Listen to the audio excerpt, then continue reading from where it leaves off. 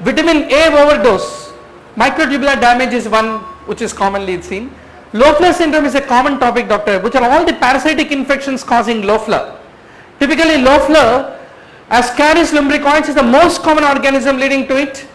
You also have Necator, Strongyloides, Encylostoma, Toxocara, Entamoeba, Fasciola, Clonorchis, but not Giardia is what you need to basically remember. Which ovarian tumor is bilateral? Once more our Murphy's law. Without a question on ovarian tumor, there is no question paper at all. Schiller dual bodies are seen in endodermal sinus tumor. One question already came on ovarian tumor and one more too. So that means hardly around 160 which is required to top the entrance are very standard. 40 is only for time pass while taking entrance. Unless attempting will give negative marks. They are all suicidal questions. So better not touch them. So we need to be doubly sure, doctor, that bilateral dysgerminomas is a very common scenario. As high as 36% of cases they are bilateral. If they are not so in the initial presentation, at least within 2 years most of them become bilateral. So dysgerminomas have a high amount of proclivity to become bilateral. Endodermal sinus tumor, classically Schiller dual bodies where there will be papillae, fibrovascular core is the place where you come across endodermal sinus tumor. Michaeli-Guttman's bodies, where do you come across? Typically, they are the calcified concretions which are seen in the case of the malacoplakia. What is malacoplakia? Not leukoplakia. So you have bacteria, mycobacteria, fungi, all of them. If they infect the urinary tract, they lead to development of inflammation within the bladder wall, which typically causes malacoplakia.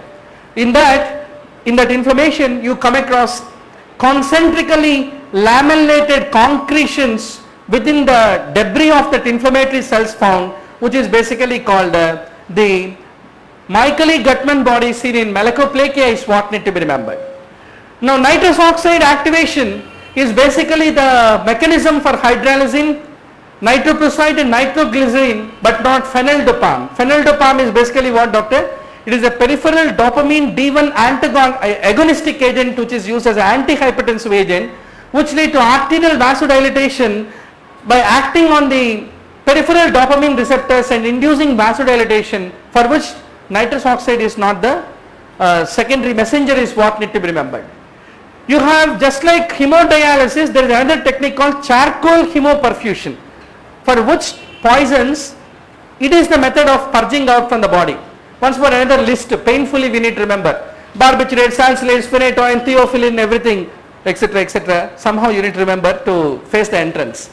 Now out of all the agents given to us, salicylates, digoxin, barbiturates, but not methyl alcohol was mentioned in the list of the charcoal is what need to be basically remembered. A patient presented with melena, hematemesis for 2 days, endoscopy was normal. Once more there was a rebleeding. What do you want to do? Re-endoscope him is the important technique. A second attempt of endoscopic control is very much warranted if there is a rebleeding is what need to be remembered. In Addison's disease, what happens to the plasma renin activity is my question to all of you. Addison is a state of hypertension or hypotension, doctor? Classical diastolic hypotension, which is not improving in spite of dosing the fluids.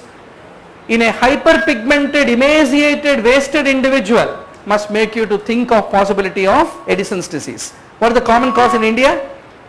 Adrenal tuberculosis is very common for adrenal hypofunction. Whereas in West, it is the autoimmune destruction of the adrenal is commonly responsible for the Addison is what need to be remembered. What happens in hypotension? If you have hypotension, there is a decreased renal perfusion. Who will be stimulated? Juxtaglomerular cells become stimulated, renin become released. So that is the reason, doctor, high renin with a low aldosterone peculiarly is a classical feature which is consistent with the diagnosis of Addison's.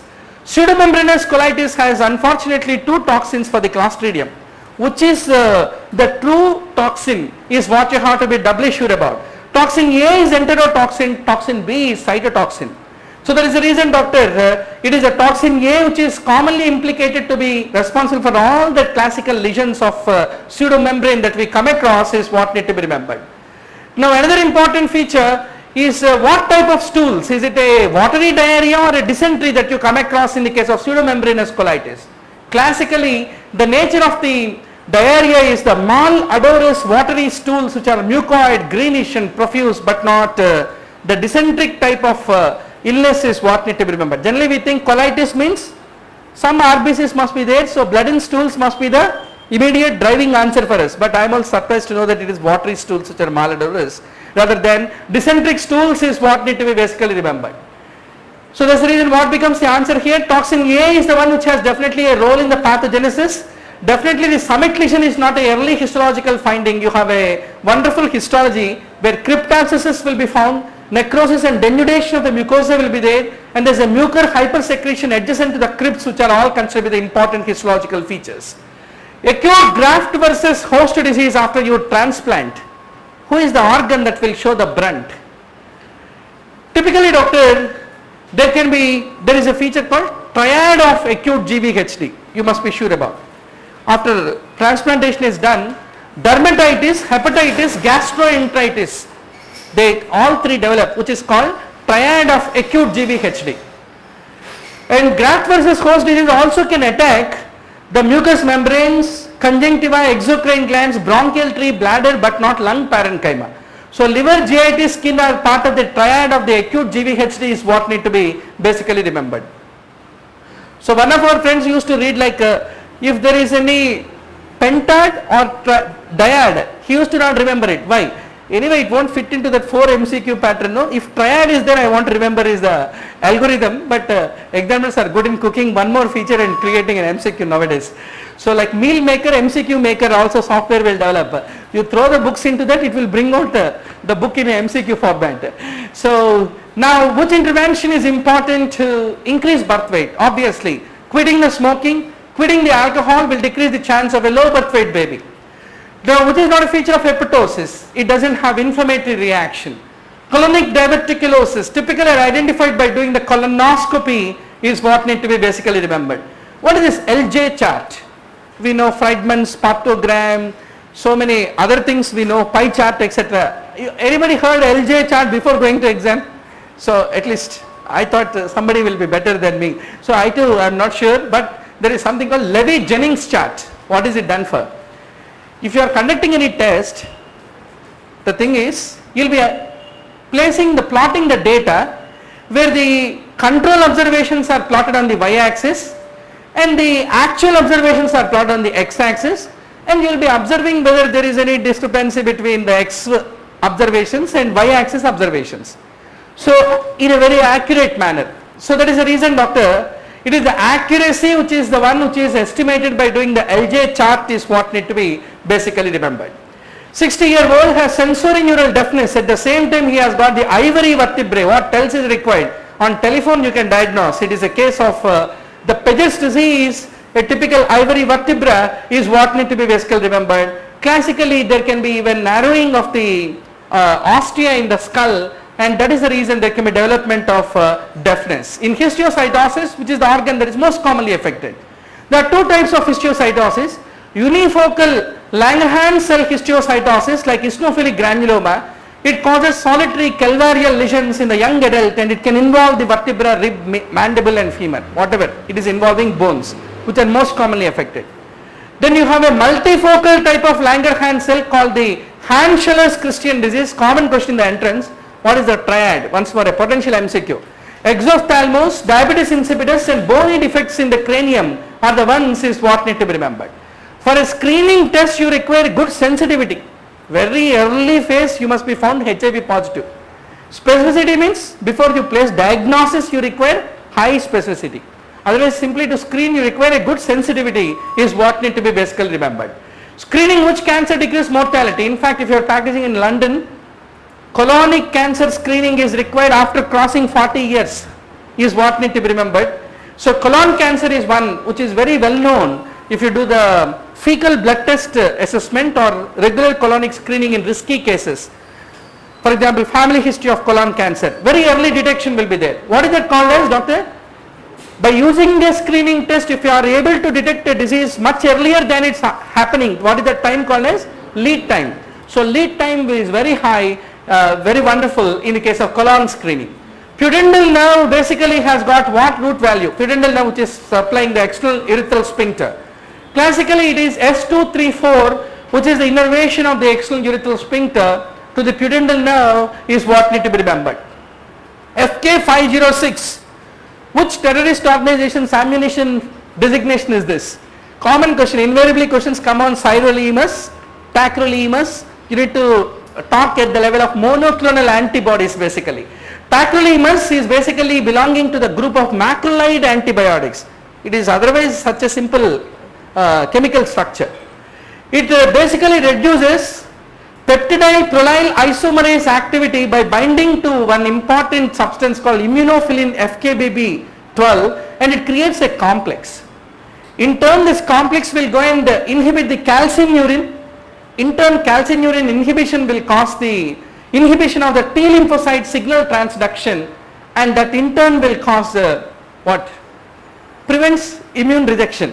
Unless lymphocytes are awake, they can't reject the graft. So you don't want graft rejection. What you need to do? You need to undo the lymphocytes enthusiasm. How do you undo that? Inhibit the calcineurin. Who will do that? Tacrolimus. So tacrolimus are that group of immunosuppressive agents which are called the calcineurin group of inhibitors is what need to be basically remembered, which is a favorite question of the examiner. No surprise about it. Now measles, which is the least common complication. Typically the subacute sclerosing panencephalitis is the rarest but the least common. Tell me in rheumatic fever, doctor. Sydenham's chorea is the rarest but most characteristic of rheumatic fever.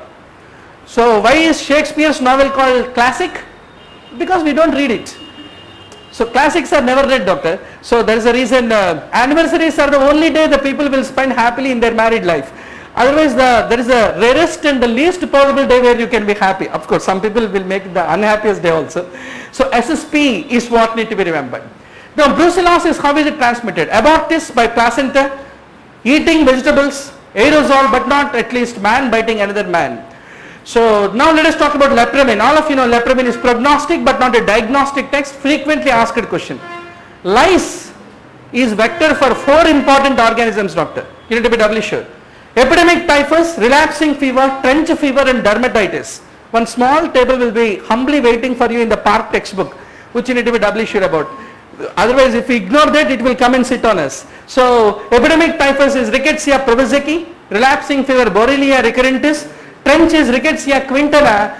So all of them can be because of the lice is what need to be remembered, but not Q fever, which is basically by inhalation. Now disability limitation means what? After entrance is over, to not be too disappointed and then start preparing is basically limiting the disability. Otherwise if you are totally succumbed to the failure and not reading and wasting time, let us postpone next 15 days. After 30 days, some friends divorced fiancé's marriage also is attractive. Let us take 1 or 2 days of a broken time. So that, I mean, rationalization has no end in life, doctor. Now let's go to the next question. Chlorine demand, all of you know it is Horrocks apparatus. If there is a Eisenmenger syndrome, it is the contraindication even permitting the woman to become pregnant because it carries worst prognosis. This once more a old question of the last AIIMS only. So hyaluronic acid is vitreous humor. So AIIMS, PJ entrances, all these entrances are like I know what you did last summer kind of what you call entrances. So if you don't know what you did last summer, you will be doing the same mistakes in this summer entrance also. So at least let us not do that. So which does not handle the free radical in lens? Another repeat question. Vitamin C, E and catalase, all of them handle. Methicillin resistant staph aureus, another repeated question. What are the various drugs you can use for the MRSA, doctor? Methicillin, vancomycin, cefazolin, and there are 3 drugs which are new drugs which are used against the MRSA. You must be doubly sure. Any question can come on them. One is linezolid. Typically it will inhibit the 70S type of ribosome. If examiner is bored about erythromycin, rifampicin, now he will ask about linezolid in the next entrance. And you have quinupristin, dalfopristin, which is the streptogrammin group of antibiotics which also are capable of attacking the MRSA. You have a drug called daptomycin, which is the one which is used for once more MRSA treatment, and there is a very close congener for the minocycline, tetracycline group called tigecycline, which is also used for the MRSA, is what need to be remembered. Then comes the naltrexone. Now this is another repeat question. Naltrexone is used basically for the long-term addiction recovery to prevent the relapses of once more becoming addicted is the main reason that we use. An infant has got a high grade fever, Growth is positive for hemolytic colonies. I think this also repeat. So typically how do you differentiate one group A Streptococcus organism from that of the other group? Basically doctor, it is the bacitracin sensitivity which will differentiate the beta hemolytic group A from that of the other beta hemolytic streptococci. If it is the Streptococcus pyogenes of group A beta hemolytic, then it is sensitive to the bacitracin. Whereas the other beta hemolytic, that is group B, group C, group D, etc., they are not sensitive to the bacitracin's activity, is what need to be basically remembered.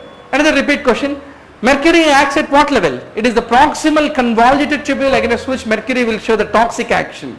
Spalding sign, repeated question, is a maceration feature typically evidenced. Now another repeat question, which insecticide is basically the aryl sulfate derivative? At least you need to know which are organochloride, which are organophosphate, which are carbamate. These three groups. Common question is carbamate, all are carbamate, but not which one the examiner can play with our lives. So let us be very sure, doctor. You have all this group which is called organochloride. Any basic SPM park, it will be humbly waiting for you to receive it. Organophosphor, you have got a list, you need to try at least common things which are commonly asked. So some of these insecticides will have phos as extension, but they are not organophosphates, they are chlorides. So that you need to know. And similarly carbamide. Now let us talk about Best disease. Another repeat question. What is Best disease, doctor? It is also called Vitaliform macular dystrophy. Why Vitaliform? Just like you take egg and make omelette, the way it has got that egg yolk like appearance on the omelette plate, even retina has that appearance. So a hungry ophthalmologist named it as Vitaliform macular dystrophy, otherwise called Best disease. Is an autosomal dominant disorder where there is an orange yolk like appearance which is typically seen, is what need to be remembered. Then you have electrooculogram, one important feature, whether it is a symptomatic patient or symptomatic patient, both of them will show abnormal electrooculogram. That is a classical feature of the so-called Best disease. In fact, Best is autosomal dominant, easy to remember. Autosomal dominant patients will be symptomatic or asymptomatic also. Generally they become symptomatic only at a later point of life, 40, 45. Until then they will be carrying it.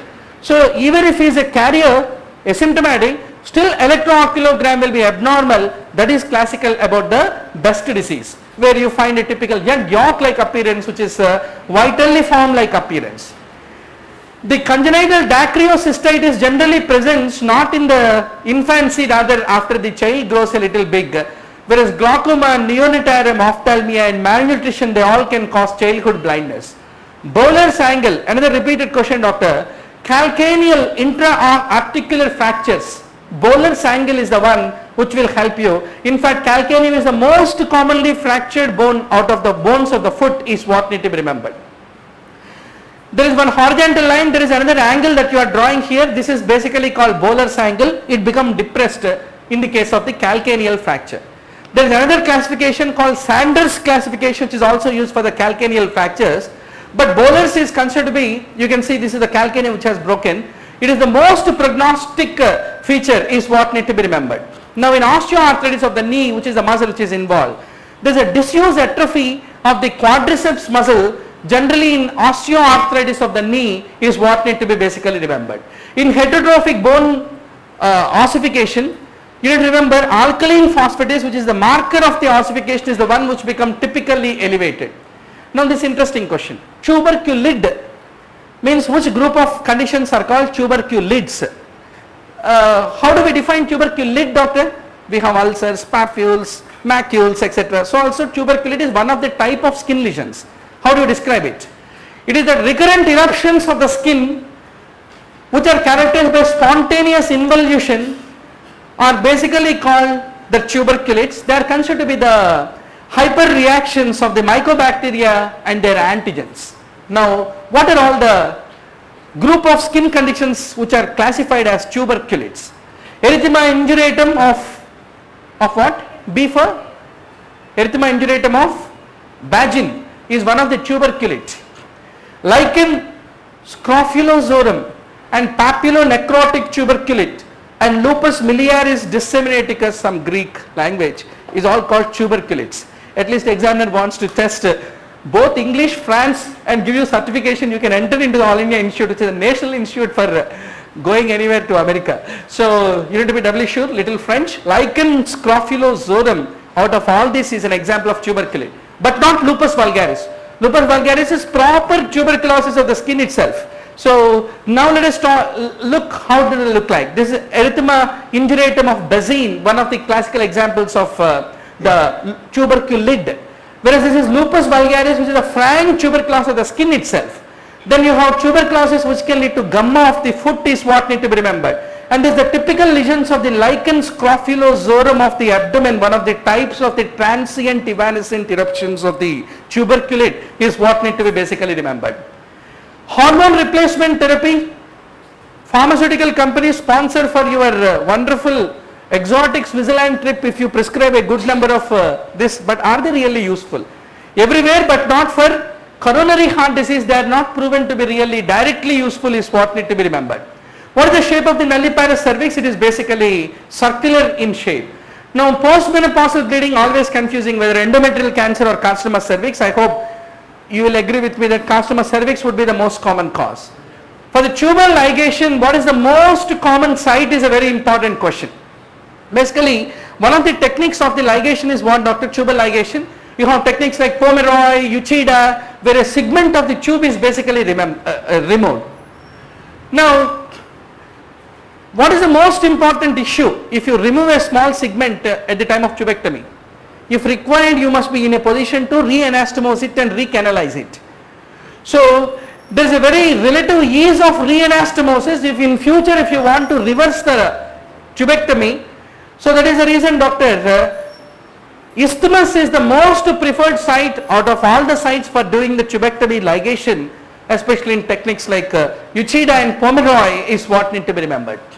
There is a periosteoitis and bullous lesions which are there, classical history of syphilis. So VDR will need to be done in the mother and also the child. Now which reflexes are normal in newborn and which will appear a little later, and if they don't disappear when it is abnormal, is a frequent question of the examiner. So symmetrical tonic neck reflex means what? It's very simple. Typically it is not seen at birth. Typically it is seen when the baby is in the creeping phase. Every time the child raises the head, there is a tendency to move the bottom back into the ankles, and that's how he will be creeping. So this typical reflex is called symmetrical tonic reflex. Suppose if there is any condition like cerebral palsy, symmetrical tonic reflex will not vanish, rather it remains persistent even when the baby grows.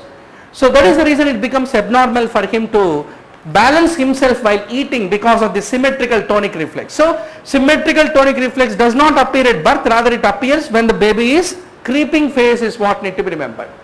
How about asymmetrical tonic neck reflex?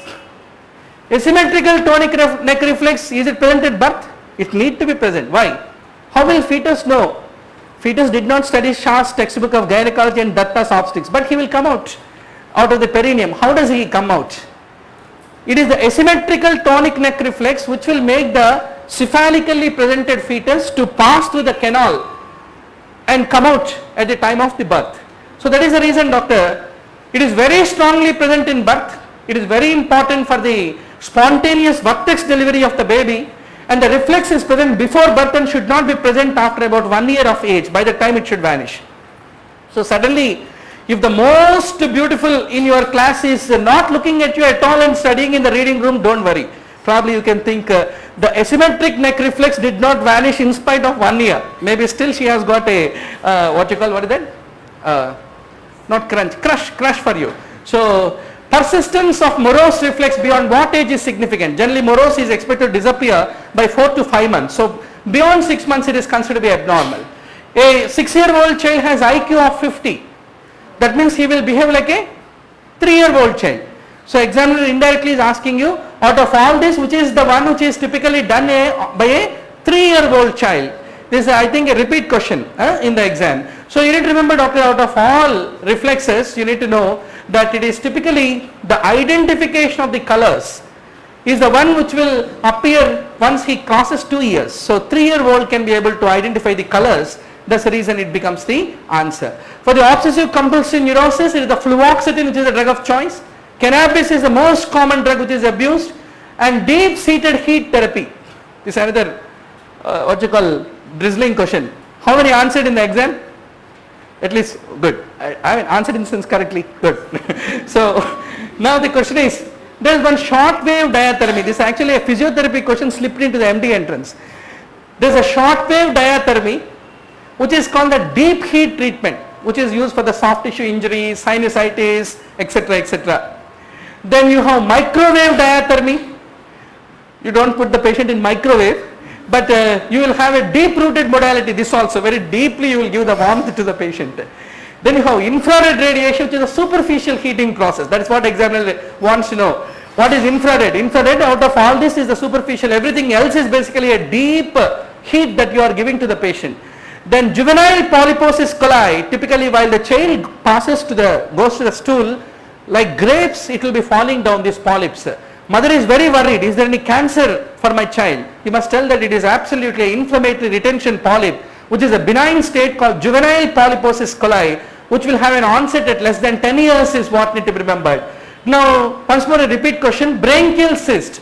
Most of the branchial cysts typically will arise like this from the second branchial arch. Now the question is, if the cyst comes from first branchial, where is it located? Second, where is it located? Third, where is it located? We need to be sure. If it is the first branchial arch cyst, then it is beneath the posterior half of the mandible. If it is second cleft, then it is mid neck in the anterior to the sternocleidomastoid. If it is from the third and fourth clefts, typically the cyst will be in the lower neck, and out of all, it is the lower neck, it is the second branchial arch cyst is the one which is most common, which is anterior to the sternocleidomastoid is what need to be remembered. Another repeat question, sternocleidomastoid tumor, let us talk about it. In fact, all these sternocleidomastoid tumors are not because of the breech delivery. There are other important causes also, already we discussed in the last AIMS discussion. 3-year-old child who has the developmental milestones normal but with a delayed speech, difficulty in communication, concentration, not making friends at all. Another repeat question is a classical feature of autism. So what are the important DSM-4 criteria before you diagnose the autism, doctor? Autism is neurodevelopmental, problem with the social interaction, onset is prior to 3 years of age. Age is very important before you diagnose a case as a autistic disorder is what need to be remembered. Symptoms need to manifest before 3 years of age is what need to be remembered. And it is not physiologically obvious, the autism. Only thing is the child is not ready to be fellow with his other classmates. Now in malignant hyperthermia, what are the features, doctor? You find rigidity, hyperthermia, autonomic dysregulation, you find tachycardia, not the bradycardia. Why do you come across tachycardia in malignant hyperthermia?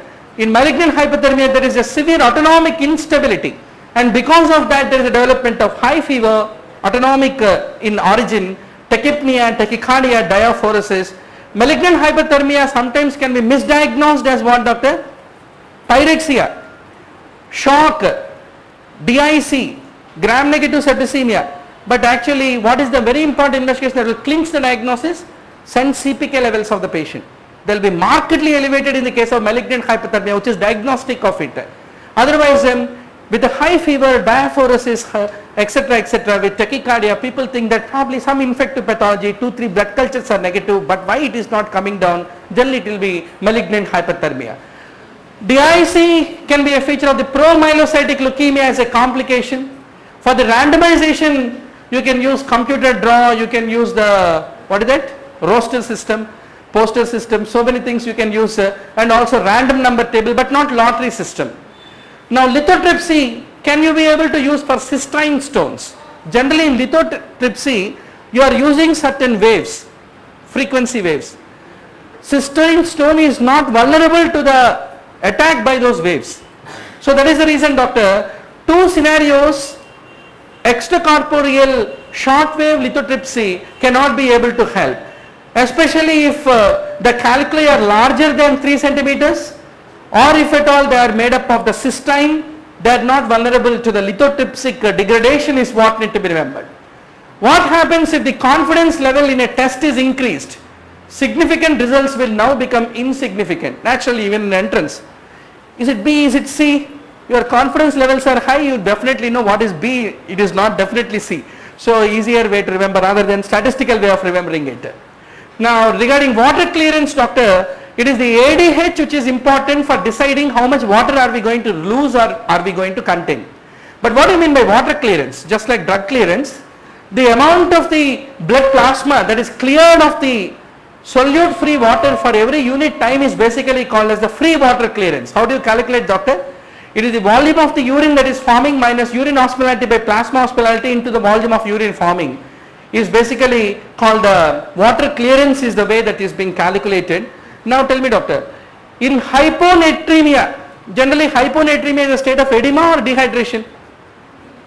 It is a state of generally edema or euvolemic state, but hypernatremia is a state of dehydration generally. So in hypernatremic individual, what you need to do? Hyponatremia means you will give sodium chloride, hypertonic or normal sodium chloride. In hypernatremic individual, what you will do? You will dump water. So for that you need to calculate what is the water clearance of the patient, how much water you need to supplement, water is the treatment there. Now what will prolong the patient's life in post-MI? It is the fatty acids, omega-3 fatty acids are the ones which will prolong it. The Nile blue test is the one which is basically done in order to know the maturity of the lung, and you will be taking the amniotic fluid, you will be staining the fetal squamous cells, and if at all 50% and more than that happen to stain with that Nile blue and orange color they show, that is indicator of the fetal lung maturity is what need to be remembered. Nephrocalcinosis is an interesting question. You have two types of nephrocalcinosis, doctor, cortical and medullary nephrocalcinosis, but generally nephrocalcinosis is synonymous with medullary nephrocalcinosis. So how to recognize nephrocalcinosis? Let us see one CT. Always bony changes or calcification, if you want to see, CT is superior to MRI, that is always the rule. So you have the kidneys here, you can see small specks of calcification, right? So there is a reason for identifying nephrocalcinosis. CT abdomen is a wonderful investigation. So now you have cortical type and medullary type. Generally cortical nephrocalcinosis is a aftermath of acute tubular necrosis. You have a dehydrated, hypotensive, shocked patient. He developed ATN.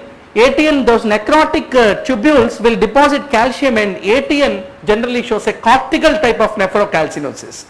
Whereas for the medullary nephrocalcinosis, the most common cause, frequently asked question, is hyperparathyroidism is the most common cause. Now what is the second most common cause? You have lot of other causes like medullary sponge kidney disease, also called medullary cystic kidney disease, is another important cause. Even renal TB. Which type of renal tubular acidosis, distal or proximal? Distal RTA is more likely to show the nephrocalcinosis than proximal. Common question. Distal RTA versus proximal RTA. Today only you should revise, doctor. Otherwise life will never give an opportunity next time. Renal papillary necrosis, milk alkali syndrome, hypervitaminosis D, even sarcoidosis, hyperoxaluria, they all can lead to development of medullary nephrocalcinosis. Unfortunately, out of the 4 options given, if at all these are the real options, somebody who took the exam should say, all the 4 actually cause nephrocalcinosis. Huh? All the 4 are there. So not only our Sunday test, even examiners yearly test also has got some mistakes in the framing of the questions. Very good. So at least 1-2 comments, doctor. Distal RTA is the most common cause for the medullary, second most common cause, and sarcoidosis very much can cause both nephrolithiasis and nephrocalcinosis. Once upon a time, gastric ulcer, before the discovery of H2 receptor blockers, we used to give too much of antacids which are rich in calcium. In those days, the milk alkali syndrome used to be a predominant problem. Even they also can develop nephrocalcinosis. If there is a neurocardiogenic syncope, what is the best way that you can diagnose? There is a tilt testing, orthostatic BP recording, but don't do carotid sinus massage. Already he has a sensitive carotid, he will go into another syncope. Now the oxygen transfer in a tissue, does it depend on hemoglobin? No. It depends. It depends on cardiac output also, not the fluid administered. Whether it is Ringer lactate or whether it is normal saline really does not affect the oxygen transfer. Hepatitis B is non-cultivable, but hepatitis A is very much cultivable in vitro. 26-year-old has got a prolonged APTT with recurrent abortions, SLE in the background. What is your diagnosis, doctor? APLA, anti-phospholipid antibody syndrome, should always be interpreted. Then thymine deficiency can be seen in alcoholics, food faddists, and also in the diarrhea individual. Now this is an interesting question. plasma exchange is considered to be the treatment in which important scenario? There are few topics, doctor, where our concepts need to be profound, otherwise it is very difficult to guess, especially in general medicine. TTP consists of 5 important features. What are the pentad of TTP, doctor?